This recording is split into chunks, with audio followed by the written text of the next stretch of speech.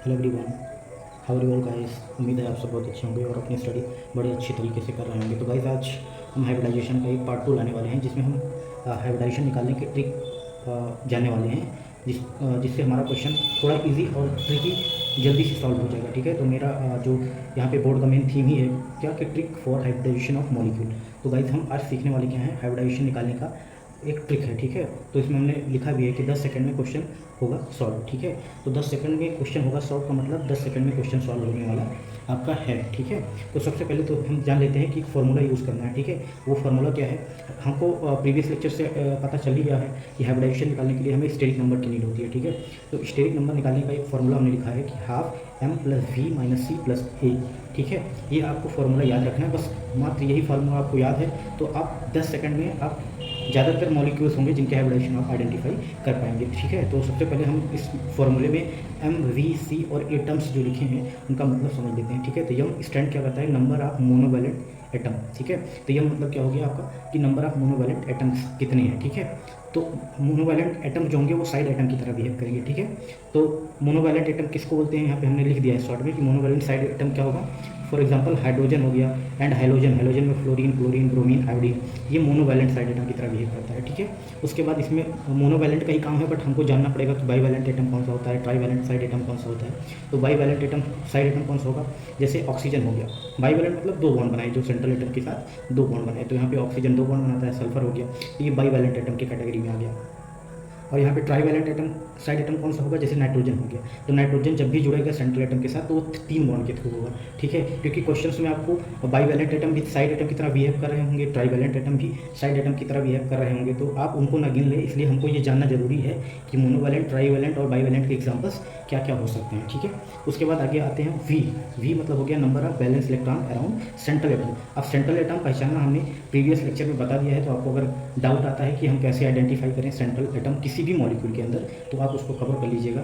और सी क्या है, नंबर ऑफ कैटायन, हमेशा कैटायन जो होगा वो सेंट्रल एटम पर होगा। ठीक है, और एनायन, एफ आर क्या है, नंबर ऑफ एनायन, ये भी हमेशा सेंट्रल एटम पे ही होगा। ठीक है, तो ये फार्मूले में पूरा आपको एक एक चीज़ का मतलब जानना होगा। अगर आपको ये पता है तो आप देखिएगा, इतना जानने के बाद आप 10 सेकंड में बिल्कुल क्वेश्चन कर सकते हैं। ठीक है, तो आइए हम इस फार्मूले को अप्लाई करते हैं और देखते हैं कि क्वेश्चंस कैसे लगेगा। ठीक है, जैसे हमने यहाँ पे एग्जांपल CH4 ले लिया है। ठीक है, तो आप मोनोवैलेंट एटम पहचानना आना चाहिए, नहीं आता है तो आप सीख लीजिए, यहाँ पे ये हमने मेंशन कर दिया है। सेंट्रल एटम पहचानना भी सीख लिया हमने। बैलेंस इलेक्ट्रॉन कैसे निकाला जाता है, हमने ये भी अपने प्रीवियस लेक्चर में डोज 2 में सीखा है। आप प्लीज़, आपको नहीं आता है तो आप जाके वहाँ पे कवर कर लीजिए। ठीक है, तो यहाँ पे हम मोनोवैलेंट एटम कितने हैं, यहाँ मोनोवैलेंट एटम क्या होता है, हाइड्रोजन, हैलोजन मोनोवैलेंट एटम होता है। तो यहाँ पे CH4 मॉलिक्यूल के अंदर मोनोवैलेंट हाइड्रोजन है मोनोवैलेंट, और वो कितने हैं, 4 हैं। तो हमको यही तो मालूम करना है। एम क्या है, नंबर ऑफ मोनोवैलेंट एटम, तो नंबर ऑफ मोनोवैलेंट एटम कितने हो गए, 4 हो गए। वी क्या है, वैलेंस इलेक्ट्रॉन, लेकिन वैलेंस इलेक्ट्रॉन किसका चाहिए, सेंट्रल एटम का। तो CH4 मॉलिक्यूल में जो C एटम है वो आपका क्या है, वैलेंस सॉरी सेंट्रल एटम है। तो सेंट्रल एटम वी क्या हो गया, वैलेंस इलेक्ट्रॉन। तो कार्बन के अराउंड जो वैलेंस इलेक्ट्रॉन होता है वो कितना होता है, 4। ठीक है, उसके बाद सी नंबर ऑफ कैटायन, यहाँ पे CH4 पे मॉलिक्यूल के पास कोई कैटायन नहीं दिख रहा है तो वो 0 हो जाएगा, एनायन भी 0 दिख रहा है। तो बस सिंपली हमको सारी चीज़ें मालूम हो गया। अब इसको हमको इसी फॉर्मूले में पुट कर देना है। तो स्टेरिक नंबर क्या हो जाएगा आपका, हाफ, मोनोवैलेंट एटम कितना हो गया 4, प्लस वैलेंस इलेक्ट्रॉन आपका 4 हो गया, कैटायन 0 हो गया, एनायन 0 हो गया। आप इसको ऐड करेंगे तो 8/2 हो जाएगा, 4 हो जाएगा। और जब 4 होता है तो हाइब्रिडाइजेशन हमारा कितना होता है, sp3। एक ही सेकंड में हम बस प्रैक्टिस चाहिए, आप तुरंत क्वेश्चन लगा सकते हैं। तो हम टाइम ले रहे हैं क्योंकि आपको समझाना है एक एक चीज़। बाकी आपको जब प्रैक्टिस हो जाएगी तो 10 सेकंड में 100% क्वेश्चन आपका सॉल्व हो जाएगा। अब वाटर मॉलिक्यूल ले लेते हैं। ठीक है, वाटर मॉलिक्यूल में मोनोवैलेंट एटम कितने हैं, तो हाइड्रोजन मोनोवैलेंट एटम है 2। ठीक है, वैलेंस इलेक्ट्रॉन यहाँ पे सेंट्रल एटम कौन सा है, क्योंकि वैलेंस इलेक्ट्रॉन हमको सेंट्रल एटम को चाहिए, तो ऑक्सीजन क्या हो गया आपका सेंट्रल एटम, उसके पास जो वैलेंस इलेक्ट्रॉन होता है वो कितना होता है, 6। ठीक है, कैटायन यहाँ पे वाटर के अराउंड 0 है, एनायन भी 0 है। तो यहाँ पे स्टेरिक नंबर क्या हो जाएगा, हाफ, मोनोवैलेंट एटम 2 हो गया, बैलेंस इलेक्ट्रॉन 6 हो गया, कैटायन 0, एनायन 0। तो इसको ऐड करेंगे तो 8/2 हो गया, 4 हो गया। ठीक है, तो इस 4 पे क्या होता है, sp3। और हम जानते भी हैं वाटर का हाइब्रिडाइजेशन sp3 होता है, CH4 का हाइब्रिडाइजेशन sp3 होता है। अब अमोनिया मॉलिक्यूल पे आ जाते हैं। ठीक है, अब क्वेश्चन और इजी करने के लिए आपको क्या करना है, सबसे पहले आप मोनोवैलेंट एटम और बैलेंस इलेक्ट्रॉन के लिए ये कंफर्म समझ लीजिए कि मोनोवैलेंट आप साइड एटम में चेक करते हैं और वैलेंस इलेक्ट्रॉन सेंट्रल एटम में चेक करते हैं। तो आप सेंट्रल एटम मोनोवैलेंट क्लियर कर लीजिए सबसे पहले। तो यहाँ पे आपका सेंट्रल एटम नाइट्रोजन है और साइड एटम हाइड्रोजन है। तो साइड एटम पे आपको देखना है कि मोनोवैलेंट एटम कितने हैं, तो साइड एटम हाइड्रोजन ही है, तो 3 आपका मोनोवैलेंट एटम हो गया। और सेंट्रल एटम नाइट्रोजन है, नाइट्रोजन के पास जो वैलेंस इलेक्ट्रॉन है कितना होता है, 5 होता है। कैटायन 0 हो गया, एनायन 0 है। तो आपको स्टेरिक नंबर का फॉर्मूला क्या बन जाएगा, हाफ मोनोवैलेंट 3 हो गया और बैलेंस इलेक्ट्रॉन 5, कैटायन 0 और एनायन 0। आप इसको ऐड करेंगे तो 8/2 आ जाएगा, 4 आ जाएगा, हाइब्रिडेशन क्या हो जाएगा, sp3 हो जाएगा। नेक्स्ट एग्जांपल ले लेते हैं PCl3 का। PCl3 मॉलिक्यूल में ये आपका Cl जो हो गया, सबसे पहले सेंट्रल एटम कौन सा होगा, फॉस्फोरस सेंट्रल एटम हो गया, और आपका क्लोरीन क्या हो गया, साइड एटम हो गया। तो साइड एटम में हमको नंबर ऑफ मोनोवैलेंट एटम चाहिए, और क्लोरीन क्या है, मोनोवैलेंट एटम है। और मोनोवैलेंट कितने एटम है, क्योंकि क्लोरीन हेलोजन की कैटेगरी में आ रहा है। देखिए हेलोजन हो गया मोनोवैलेंट का एग्जाम्पल, तो 3 हो गया। फास्फोरस के पास बैलेंस इलेक्ट्रॉन कितना होता है, 5 होता है, ठीक है। और कैटायन 0 है PCl3 में, और एनायन आपका क्या है, 0 है। तो यहाँ पे स्टेरिक नंबर आप आइडेंटिफाई करेंगे तो हाफ, मोनोवैलेंट 0 हो गया, और वैलेंस इलेक्ट्रॉन 5 हो गया, एनायन 0, कैटायन 0। आप इसको ऐड करिए तो 8/2 हो गया, 4 हो गया, हाइब्रिडेशन क्या हो गया, sp3। अब देखिए अगर आपको प्रैक्टिस हो ना तो विद इन 10 सेकेंड आप किसी भी मॉलिक्यूल का, ज़्यादातर मॉलिक्यूल जो आपके 11th 12th जे नीट में आते हैं आपके वो कवर हो जाएंगे। तो देखिए CH4 का sp3 होता है, वाटर का sp3, अमोनिया का sp3 होता है, और PCl3 का sp3 होता है, इसीलिए निकल गए। आइए अभी हम और एग्जांपल्स ट्राई करते हैं, ठीक है। आइए फटाफट हम कुछ क्वेश्चन और सॉल्व कर लेते हैं इसी फार्मूले पे बेस्ड, ठीक है। तो सबसे पहले हम एग्जांपल्स लेते हैं SO3 मॉलिक्यूल का।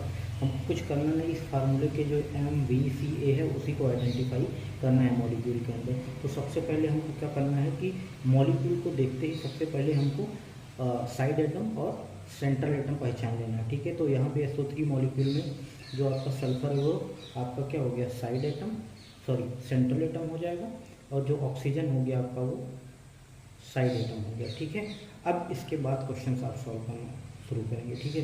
तो यम क्या है, नंबर ऑफ मोनोवैलेंट एटम। यहाँ पे नंबर ऑफ मोनोवैलेंट एटम कितने हैं SO3 मॉलिक्यूल में।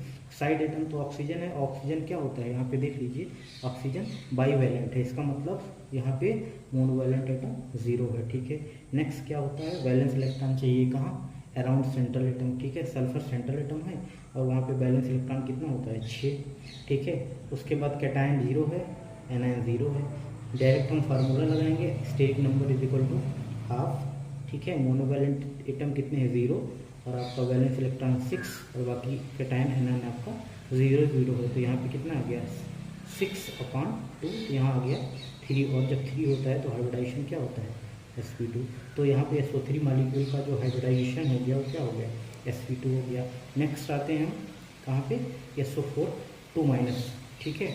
ये एनायन वाला एग्जांपल आ गया, ठीक है। तो यहाँ पे कुछ नहीं करना है, यहाँ पे सेंट्रल एटम आपका क्या हो जाएगा, सबसे पहले वही करना, सेंट्रल एटम और साइड एटम सेलेक्ट कर लीजिए। तो सल्फर आपका सेंट्रल एटम हो गया और ऑक्सीजन आपका क्या हो गया, साइड एटम हो गया, ठीक है। तो यहाँ पे एम क्या है, नंबर ऑफ मोनोवैलेंट एटम।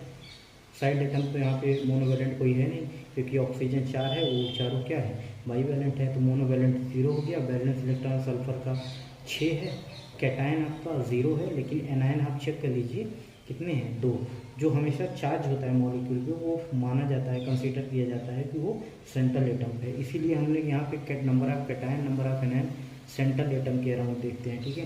तो ये जो 2 निगेटिव चार्ज है वो सल्फर पे है, तो यहाँ पे एनायन नेगेटिव चार्ज कितने हैं, 2। आपको 2 लिखना है, चार्ज के साथ नहीं लिखना, उसका नंबर लिखना है, ठीक है। तो बस उसके बाद यहाँ पे आप फार्मूला अप्लाई करिए, स्टेरिक नंबर का क्या होता है, हाफ। मोनोवैलेंट एटम मोनोवैलेंट कितना हो गया, 0, और वैलेंस इलेक्ट्रॉन आपका हो गया 6। अब कैटायन आपका 0 है, -0, और एनायन आपका 2, ठीक है। तो वहाँ पे एनायन की जगह पे 2 रख दिए, आपका 6 2 कितना हो गया, 8/2। तो यहाँ पे आ गया 4, तो हाइब्रिडाइजेशन कितना आ गया आपका sp3, ठीक है। आप चेक कर लीजिएगा कि SO4 2- का जो हाइब्रिडाइजेशन होता है वो क्या होता है, sp3 होता है। नेक्स्ट आते हैं कैटायन वाला एग्जाम्पल ले लेते हैं। यहाँ पे भी कुछ करना नहीं आपको, ये आपका हो गया क्या, सेंट्रल एटम, और हाइड्रोजन हो गया आपका साइड एटम, ठीक है। m कैलकुलेट कर लीजिए, v और c और a आपको कैलकुलेट करना है, ठीक है। m कितना हो गया आपका, मोनो हाइड्रोजन है और साइड एटम है और मोनोवैलेंट है, तो 3 हो गया। Balance electron carbon central atom है, तो बैलेंस इलेक्ट्रॉन कार्बन के अराउंड कितने होते हैं, 4 होता है। कैटायन आपका कितना है, 1 है, एनायन आपका 0 है।